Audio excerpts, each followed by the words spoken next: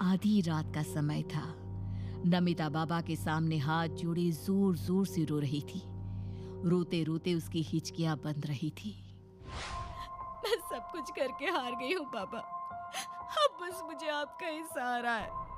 आप यदि चाहे तो मेरे बच्चे के प्राण लौटा सकते हैं। देखो पुत्री, भाग्य के लिखे को मिटाने का साहस मत करो। प्रकृति के साथ खिलवाड़ हमेशा नुकसानदायक ही होता है। आपका बेटा मरणासन है। अब इसका मोह छोड़कर देवलोक जाने दो। ऐसा मत कहिए बाबा। मैं आपकी चौखट पर सर पटक पटक कर ही अपनी जान दे दूंगी। मेरे पुत्र से पहले ईश्वर को मेरे प्राण लेने होंगे।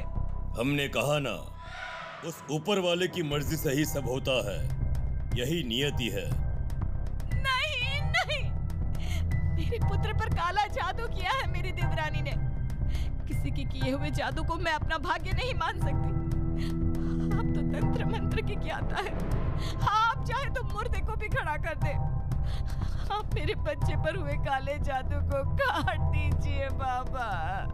बहुत हठी हो तुम, किंतु ध्यान रहे, जिस विद्या का काट करवाने की तुम बात कर रही हो, उसके लिए तुम्हें देवघाट जाना होगा। देवघाट जा सकोगी? देवघाट का नाम सुनकर उस महिला का चेहरा डर से पीला पड़ने लगा था। क्या हुआ? हिम्मत जवाब दे गई? डर तो लग रहा है बाबा, लेकिन मैं सब करूंगी। अपने बच्चे का जीवन बचाने के लिए मैं वहां जाने को भी तैयार हूँ। देवघाट सुंदरपुर के घने जंगलों के बीच बहने वाली नदी के किनारे बना घाट था। आम आदमी की पहुंच से तो वो सदा ही दूर था, लेकिन मंत्र तंत्र और अघोर पंथियों के लिए वो हमेशा से ही एक मुख्य स्थान रहा। कहते हैं कि पूर्व में सैकड़ों अघोरी और तांत्रिकों ने अपनी साधना इसी घाट पर रहकर पूरी की है, किंतु अचानक ही अघोरियों ने भी उस स्थान को छोड़ दिया। बाबा के मुंह से देवघाट का नाम सुनकर नमिता डर तो बहुत गई थी, किंतु अपने बेटे की जान बचाने के लिए वो देवघाट जाने को राजी हो जाती है। रात की तकरीबन 12 बजे नमिता बाबा के बताए अनुसार देवघाट की ओर बढ़ रही थी। तभी उसे सामने एक पेड़ के ऊपर से 2 लाल चमकती आंखें दिखाई देती हैं। उन आंखों को देखकर डर से नमिता के माथे पर पसीना आ गया था। बाबा ने कहा है कि मुझे आज पूरी रात श्मशान में बैठकर काले जादू का उतारा करना है, इसलिए मुझे डरे बिना बस आगे बढ़ते जाना है। उन भयानक आंखों की ओर देखे बिना ही नमिता तेज कदमों से जंगल की ओर आगे बढ़ने लगी। कुछ दूर चलने के बाद लगता है यही वो स्थान है जहां बाबा ने मुझे उतारा करने के लिए कहा था। तंत्र का सामान जमीन पर फैलाने के बाद वो काले तिल, सिंदूर और शमशान की राख से जमीन पर आकृति बनाकर मंत्र पढ़ने लगती है। मुझे ऐसा क्यों लग रहा है जैसे सुनसान जगह पर मेरे अलावा भी कोई है, जैसे वो डरावनी आंखें अभी भी मुझे ही घूर रही है। क्या कोई छिपकर मुझ पर नजर रख रहा है? नमिता को बार बार ऐसा लग रहा था जैसे कोई छिपकर उसे देख रहा है। उसने एक बार फिर से पीछे मुड़कर देखा। पेड़ के पीछे से कोई औरत लाल चमकती आंखों से उसे घूर रही थी। कौन है? कौन है वहाँ? मुझसे क्या चाहती हो? कौन है? चली जाओ, चली जाओ, चली जाओ यहाँ से, जाओ यहाँ से, चली जाओ। नहीं, मैं अपने बेटे का उतारा किए बिना यहाँ से नहीं जाऊंगी। नमिता ने अपनी आंखों के आंसू पोंछे और कांपते हाथों से फिर से विधि करने लगी। बस अब मुझे बरगद की 3 परिक्रमा पूरी करनी है, उसके बाद मेरी ये विधि संपन्न हो जाएगी। नमिता को लगातार अपने आसपास से कुछ बेहद डरावनी आवाजें सुनाई दे रही थी, लेकिन उसकी परवाह किए बगैर नमिता आंख बंद करके बरगद की परिक्रमा कर रही थी। अचानक ही उसका पैर किसी चीज से टकराया तो उसने घबराकर अपनी आंखें खोल दी। ये तो किसी इंसान की हड्डियां हैं, लेकिन इस घने जंगल के सुनसान स्थान पर ये किसका नरकंकाल है? हे भगवान, 1-2 नहीं, यहाँ तो न जाने कितने ही नरकंकाल बिछे हुए हैं। किसी तरह अंतिम फेरा पूरा करने के बाद नमिता देवघाट से वापस जाने के लिए उठ गई। तभी उसने कुछ दूरी पर आग जलती हुई देखी। आग के आसपास 4 महिलाएं बेसुध होकर नाच रही थी। उनके हाव भाव और पहनावे से वे कोई सामान्य औरतें नहीं लग रही थी। तभी उन बेसुध नाचती औरतों में से एक औरत ने नमिता की ओर देखा और इशारे से उसे बुलाने लगी। इतनी दूर से उसे कैसे पता चल गया कि मैं इसे छिपकर देख रही हूँ? उन नाचती औरतों के बारे में सोचकर नमिता के भीतर डर की लहर दौड़ गई। वो हाँफते हुए वहां से उल्टी दिशा में तेज कदमों से चलने लगी। इससे पहले कि नमिता कुछ भी समझ पाती, वे चारों भयानक शक्ल वाली औरतें बिजली की तेजी से जानवरों की तरह 4 पैर पर चलते हुए ठीक उसके सामने आ पहुंची। उन चारों को अपने सामने खड़ा देख नमिता के मुंह से एक जोरदार चीख निकल जाती है और वो नीचे गिर पड़ती है। 2 दिन बाद माँ उठो माँ, आंखें खोलो, आंखें खोलो। आपका बेटा ठीक हो गया माँ, आप जीत गई। आपने मुझे ठीक कर दिया माँ। किशोर लगातार अपनी माँ नमिता को झिंझोड़कर जगाने की कोशिश कर रहा था।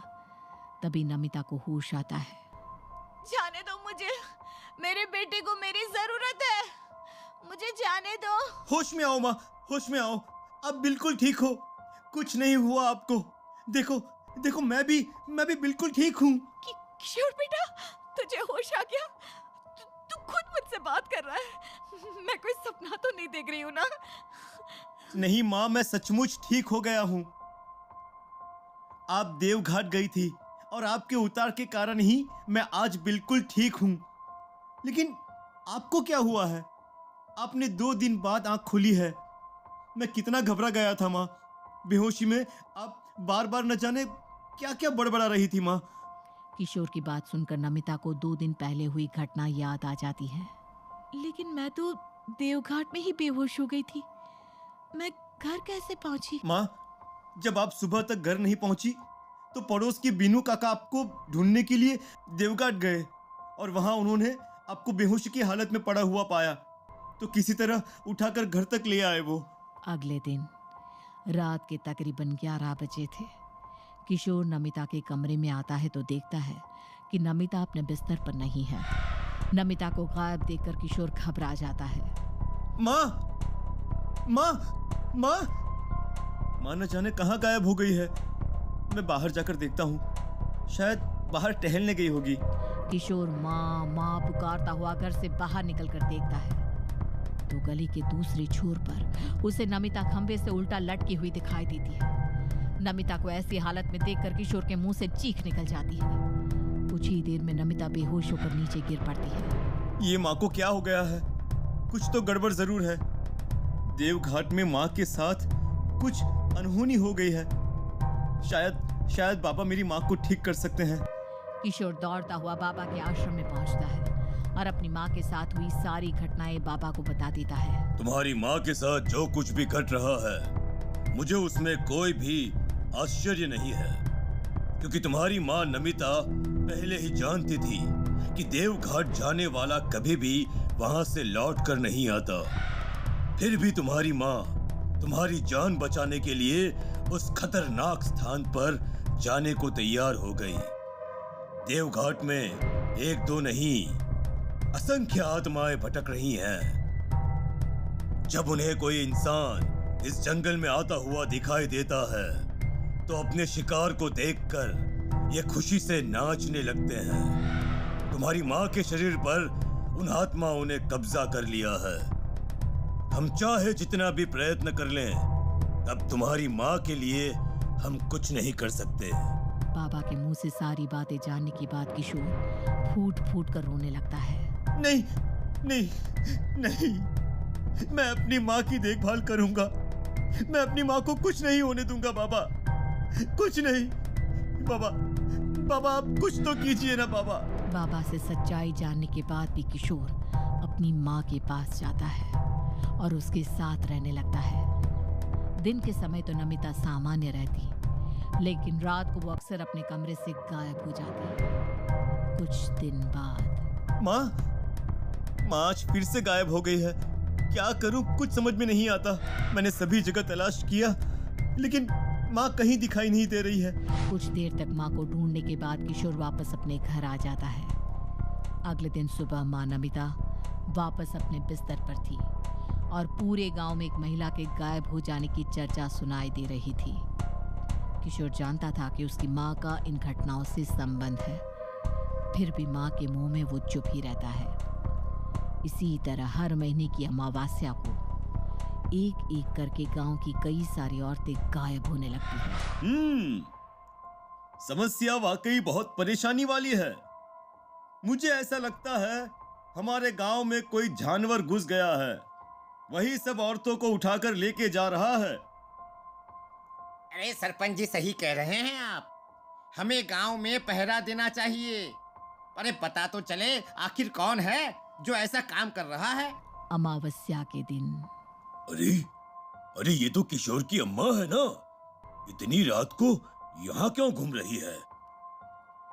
अरे वो देखो भाई, अरे उसके साथ तो कर्मा की पत्नी नैना भी है। दोनों गांव वाले देखते हैं कि नमिता नैना को लेकर देवघाट के जंगलों में जा रही है। देखते ही देखते अचानक वे दोनों नजर के सामने से गायब हो जाती हैं। गांव वाले पहरा देने के बाद अपने अपने घर चले जाते हैं। अगले दिन कर्मा की पत्नी नैना कल रात गायब हो गई है। तुम लोग तो पहरा दे रहे थे, तुमने देखा नहीं किसने नैना को गायब किया है? अरे सरपंच जी, मैंने नमिता को नैना के साथ जंगल की ओर जाते हुए देखा था, जरूर उसने ही कुछ किया होगा। चलो चलो फिर किशोर के घर पर। गांव के लोग आकर किशोर के घर को घेर लेते हैं। किशोर, तुम्हारी माँ ने गांव की एक औरत को गायब किया है, बुलाओ अपनी माँ को, हम उससे ही पूछेंगे कि उसने क्या किया है। देखिए मेरी माँ की तबीयत बहुत खराब है, उसे परेशान मत कीजिए। वो रात को तो क्या दिन में भी घर से बाहर नहीं निकलती है। अगर यकीन ना हो तो आप अंदर वाले कमरे में जाकर देख सकते हैं। गांव वाले देखते हैं कि किशोर की मां बुखार से तप रही है। नमिता की ऐसी हालत देख गांव वाले किशोर से माफी मांगते हैं और किशोर के घर से बाहर आ जाते हैं। अब तो ये सिलसिला बहुत ही आम हो गया था। हर 2 से 3 दिन में नमिता आधी रात को घर से गायब हो जाती है और फिर उसी दिन गांव से किसी न किसी एक जवान लड़की के गायब होने की सूचना मिल जाती है।